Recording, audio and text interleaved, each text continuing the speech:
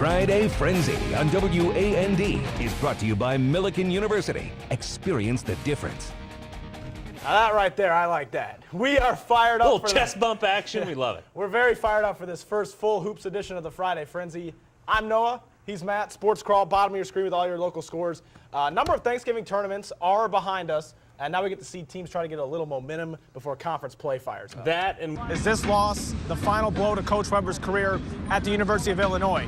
There's a good chance we could find out next week. Mike Thomas likes to make decisions quick, judging from his past decisions with Ron Zook and Jolette Law. It was an emotional day in Champaign. Bruce Weber was let go as Illinois head basketball coach after 9 seasons. Athletic director Mike Thomas announced the decision this morning, less than 24 hours after the team lost to Iowa. And John reiterated numerous times that leaving Ohio was a very tough decision. In fact, when he looked at the pros and cons of coming here to Illinois, there was one con: having to say goodbye to his team at Ohio. 2 of the top programs in the Midwest getting ready for their annual showdown here at the Scott Trade Center. Likely be a side-by-side finish. So this will probably be the fastest 5th mile has ever looked. And you're racing tonight. Tell me about the race you're racing in. Yeah, well, we've got the 2 biggest divisions in the United States. First-year head coach Mike Popovich, kind enough to take some time out of his pregame routine to join us.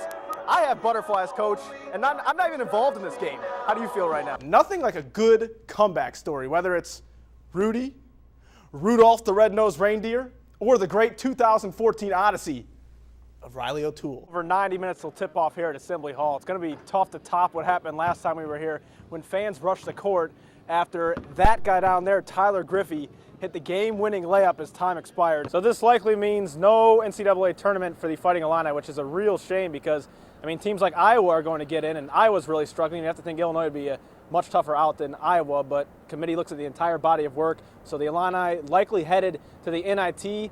Are they happy about that? We'll find out tonight in the Frenzy as we get their reaction. Reporting live in downtown Indianapolis, I'm Noah Newman for WAND Sports. Racquetball is one of those sports that's just deceptively challenging, both physically and mentally. Trust me, Matt Levelson and I found that out the hard way in tonight's Sports Challenge. We haven't had much luck in Shelbyville over the years. Lonnie Matlock shuffled us out of the Shelby County Senior Center twice.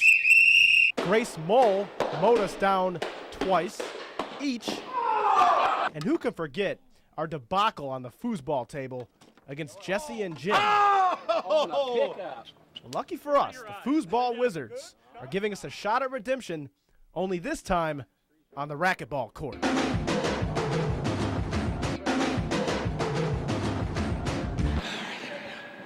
College basketball fans received an early Christmas present today, gift-wrapped in the form of an instant classic bragging rights thriller. Illinois and Missouri squaring off in the annual showdown at the Scott Trade Center in St. Louis. Check out the uniforms. Illinois sporting the Flying Illini throwbacks. Illini Nation loved them, according to Twitter. After that wild finish, though, it's tied when Nana Egwu slams it home with 2 hands, makes it 59-57. So Mizzou trying to tie it back up, and they would. Wesley Clark buries it with 17.8 seconds left. 59-59. Here we go. Another thrilling bragging rights finish. Illinois keeping it as time winds down. 3, 2, 1. Rayvonte Rice, let's go home. Rice buries it at the buzzer. Illinois wins 62-59. There you go. Look at you. Okay, that's very good. Beautiful. With Kurt's help, once Very again. good. Very good. Woo! The reverse. I know he can do that. Listen to the crowd.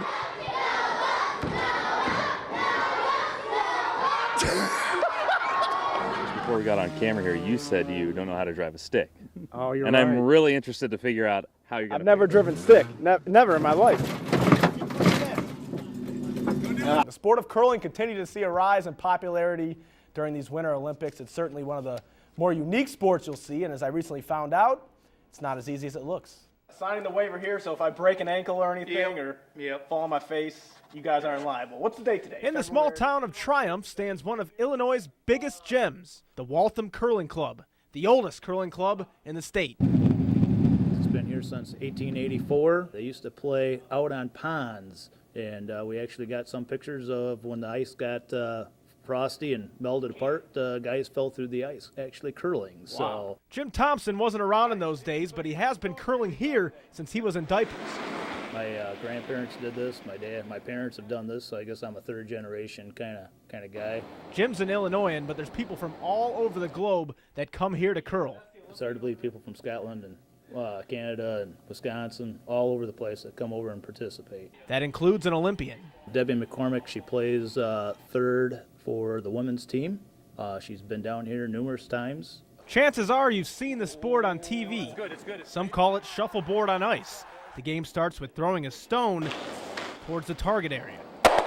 And let me tell you, these stones are heavier than you think. Yep, 42 pounds of granite made over in Scotland, shipped over, hardest stuff you can find. Next comes the really hard part, sweeping. Makes the rock go further. You're actually polishing the ice, getting rid of the frost. Sweeping, to me, you get more of a workout in your upper body because you do that during the game and you're exhausted. You'll wake up the next day thinking you got hit by a cement truck. Each team gets 8 throws. The goal is to get your stones closest to the center of the target. Now, of course, Jim makes all this look easier than it really is. Here's what it looks like when a beginner does it. Oh, I can see how you can pull a groin muscle doing this real quick. Kind of embarrassing, yes, I know. But in the world of Waltham, there's really no such thing as making a fool out of yourself. It's a gentleman's sport, so to speak. You know, there's really no trash talking out on the ice. If somebody makes a nice shot, they congratulate them. I was feeling pretty good towards the end of my throwing there. Do you think I'm a natural? I mean, could you see me having a future in this sport? Why not, man? The more the merrier. Everybody's got throwing form. It's what they got to do to be comfortable throwing a stone. So, hey, keep practicing. You'll be maybe the next Olympian. You never know. While redshirting his first year in Champaign, Nathan Shieldhouse watched Juice Williams become the first player in school history to pass the 10,000-yard mark. Tough act to follow, but by the end of Nathan's first season, there was no doubt he was more than capable. Shieldhouse became a household name.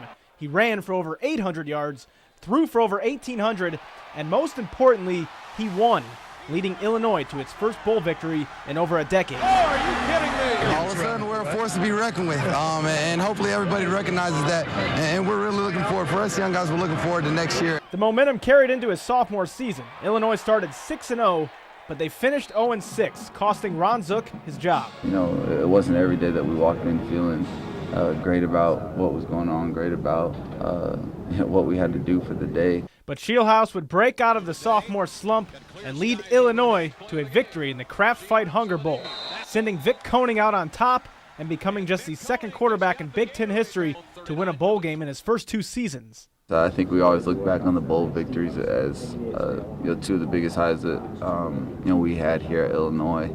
With a coaching change came a rebuilding project. Wins have been few and far between over the last 2 seasons. A rough stretch in which many would fold, but not Nathan. There's times when you want to look at the big picture and times you want to look at the final goal and end goal, and there's times where you definitely just want to focus on each day. And we just got to do things as a team to make sure that we're getting better, that we're doing the best we can each day. Last week, he helped Illinois snap their 20-game conference losing streak, and in the process, he became the second player in school history to reach the 10,000-yard mark, forever linking him to his predecessor. He was able to put up a lot of numbers here, and to say that I'm even, in the same, I guess categories as him on some of those numbers is an unbelievable feat. It's something I'll for sure, be excited to look back on and tell my kids someday, and I'm sure they'll probably think it's a whole lot of yards, and wonder when I'm not as athletic at that point how the heck I even did it.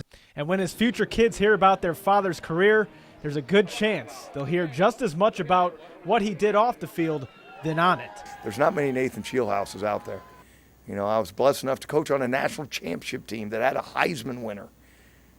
There's not many Nathan Shieldhouses out there. The time is ticking, and the clock is about to strike midnight on my career and the rest of these seniors' careers here at Illinois, and it's just a surreal feeling.